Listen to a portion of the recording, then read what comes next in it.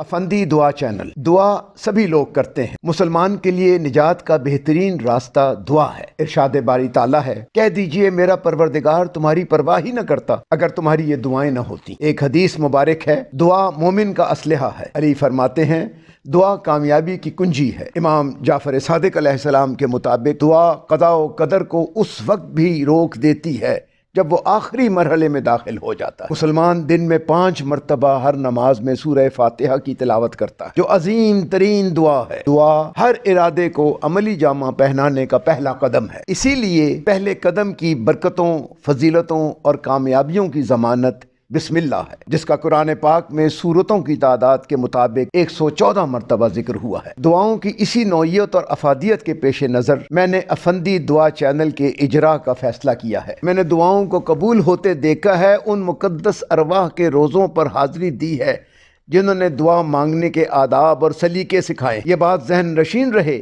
کہ غائب پر ایمان صرف دعا سے استحکام پکڑتا ہے۔ فارسی کا ایک خوبصورت شعر ہے، گر خدا داری زغم آزاد باش، از خیال بے شکم آزاد باش، یعنی اگر خدا رکھتے ہو تو غم سے آزاد ہو جاؤ، تھوڑے اور زیادہ کے خیال سے آزاد ہو جاؤ۔ دعا کرنے کا مطلب ہی یہ ہے کہ میں خدا رکھتا ہوں۔ کوئی بھی دعا مانگنے سے پہلے اور بعد میں درود پاک پڑھ لینا چاہیے، کیونکہ یہ ممکن نہیں کہ شروع اور آخر کی دعا قبول ہو اور بیچ والی دعا رہ جائے۔ اللہ میری اس کاوش کو قبول فرمائے، آمین ثم آمین۔